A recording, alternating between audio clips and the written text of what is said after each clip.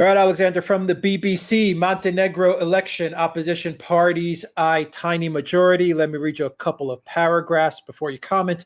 Opposition parties in Montenegro have between them won a wafer-thin majority in the ex-Yugoslav country's election.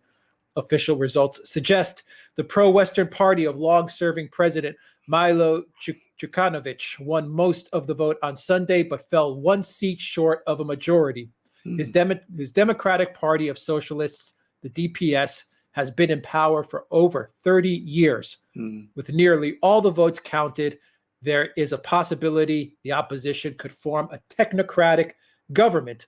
The Democratic Front, the DF, is the largest opposition party, but its right-wing policies and close relations with Serbia and Russia are not shared by other parties. Remember, this is coming from the BBC. President Djukanovic says he and his party will respect the results and the, quote, free democratic will of Montenegro's people, but will wait for the final outcome. The final outcome, Alexander, just to give you the exact numbers, with 99.65% of the vote counted, the DPS won 35.1%, while the DF had 32.51%. Peace is Our Nation, an opposition alliance of centrist parties, was in third place with 12.5%. And another alliance led by the Green United Reform Action Party had 5.53%.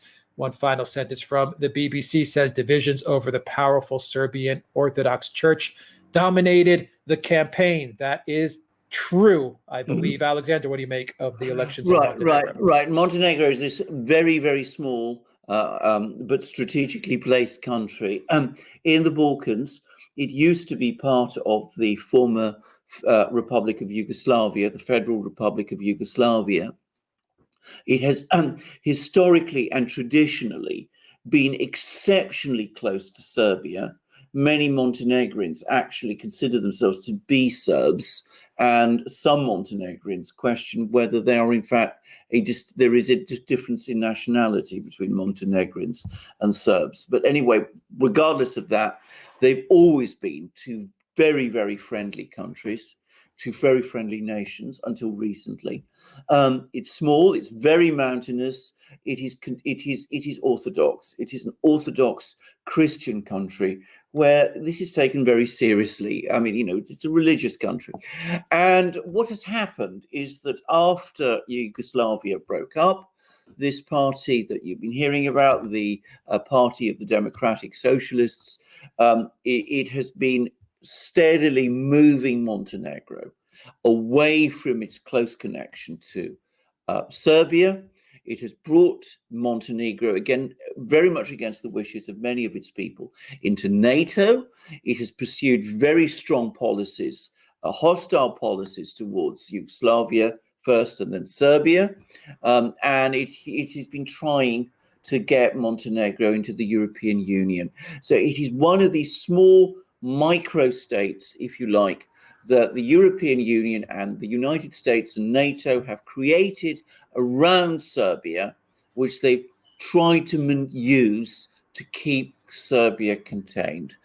People of Montenegro didn't like it. Many of them didn't like it. Many of them opposed it. There have been long concerns about the democratic nature of this government, whether it was really a democracy. I question that myself, by the way. I think that its methods and its corruption are not that of a democratic state.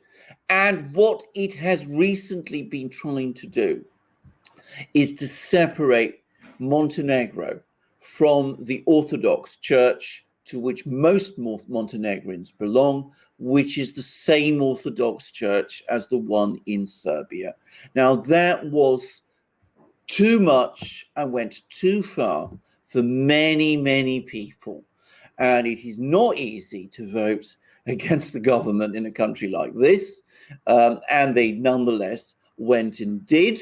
And we should be a bit skeptical about some of these voting figures because, votes in places like Montenegro, you can't always rely on them being completely accurate. Quite likely, I suspect that the opposition vote was even bigger than these figures suggest.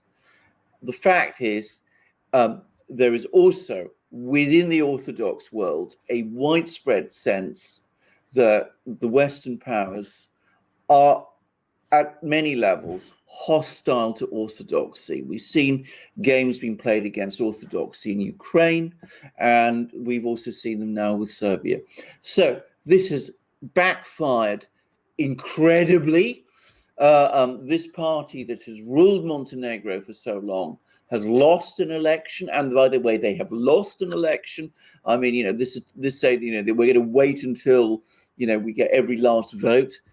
It's not like that. I mean, they clearly have lost, and the fact that they're saying they're going to respect it, they're not respecting it already. You can see that they're not.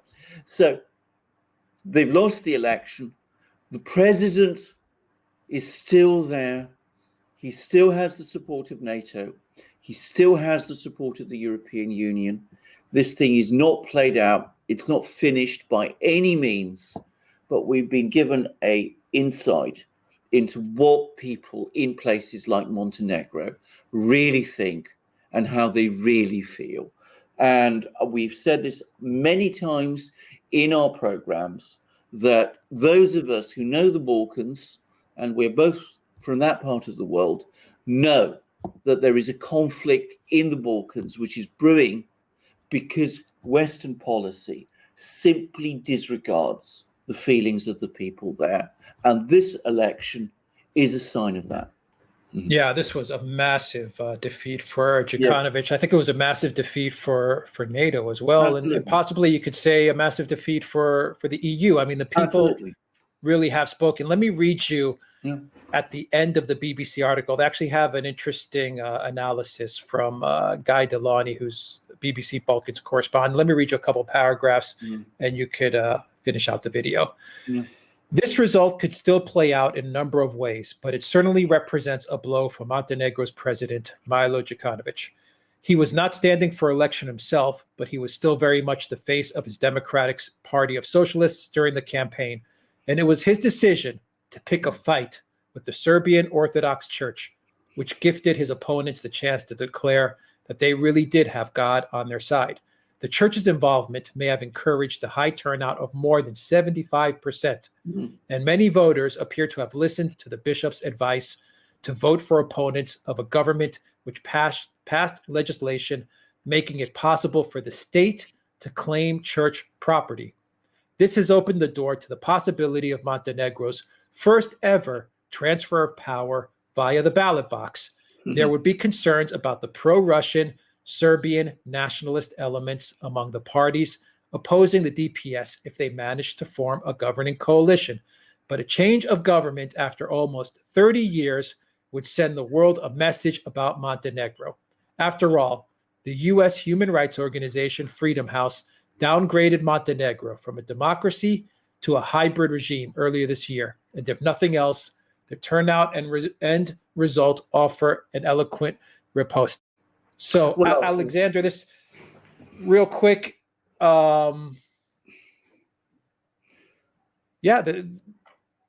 went after the church. They went after the church, number one. And number two, the other comment that I want to make is coming from the BBC, which is very anti-Russian. I think this is probably the most they can go without outright saying, Djukanovic, you really screwed up. Well, that's right. I mean, can I just make the point, which is that very last thing that, that the fact that there was this vote is a riposte to the claim that Montenegro's government is not, it has been backsliding from democracy. I mean, this is a complete. This is the BBC trying to make excuses, actually, because of course it has been backsliding for democracy. This is a completely unexpected outcome. Nobody predicted it. It seemed as if the government was in very tight control of the situation. It is a sign of how strong feeling in Montenegro is that the government or the regime were not able to control the outcome of this election as they have controlled all previous ones. Why did they go after the church in the way that they did? It is part of a policy which we have seen increasingly in more and more places, which is to break up the Orthodox communion. The point is that they wanted to weaken the church in Montenegro because the church in Montenegro is connected to Serbia. And they wanted to weaken the links between Montenegro and Serbia and create a distance, to distance Montenegro from Serbia. It was very much a policy, obviously one that was supported by the regime in Montenegro, but which was clearly made in Washington and Brussels. I mean, that's where it comes from. It's all about separating countries that are close to each other. And of course, not just Serbia, but the biggest Orthodox country of all, the biggest Slav country of all, which is Russia. So it was an anti-Russian, anti-Serb policy, took on the church, and it failed. Now, if you go to Montenegro, what you will find, I've been to Montenegro many times, is the people in Montenegro are pro-Russian. They're Orthodox Slavs, so they have a certain feeling of affinity for Russia. They're very pro-Serb. As I said, many of them think they are Serbs, and they're Orthodox. So it attacked their identity at every level. Unsurprising that so many of them resisted this. Very surprising, and frankly, very inspiring that they were so successful. But it's not played out. It's not played out, but wow, what a result. What a result. All right, Alexander Mercurse, editor-in-chief of the Duran. Thank you very much, guys. If you like this video, click on that red subscribe button. You will get notified every time we push out a new video and go live when you are subscribed to this channel. Also hit that like button as well. Please donate to us on PayPal, Patreon, and Subscribe Star. Your donation really helps out this small channel. We are small, but we are growing with your help. And please go to the Duran shop, pick up some merchandise. We've got awesome new shirts that I've put on the website. We've got awesome new hats. Put a lot of hats on the website. We've got new magic mugs. We've got new enamel mugs. We've got country flags. We've got it all. Indeed. Here are two of the mugs that Alex was talking about. This is Greece, which is a porcelain mug. He's got, I think this is Serbia. Am I right? I think that's Serbia. Yes, Serbia there, which is Greece, Serbia, very, very friendly countries. And this is England, by the way. This is an enamel mug. I had this with me last week when I was on a walking holiday in the Peak District. And these enameled mugs are perfect for when you're out walking. They are just fantastic. They are amazing mugs. And of course, we've also got bigger ones. This is the bigger one that you can see, which is a porcelain one, which is the United States. And you can see they are the best mugs in the world, indisputably. And by far, as I said on many programs, I am the world expert on mugs, having drunk more cups of tea and coffee than most people can possibly imagine. So I know all about mugs, and these are the best. And the shirts that Alex is now producing are the best also. They're wonderful shirts, and the range of them is growing all the time. And some of them are embroidered. Many of them also have flags, and they are just amazing to see. And we've also got these amazing new hats that Alex was speaking about. You've got truckers' hats, and we've got baseball caps, and we've got embroidered hats. We've got amazing hats. And we've also got an ever-expanding gallery of ebooks too. So you come to our shop. If you come to our shop, you can buy these things. You can support the Duran by doing so.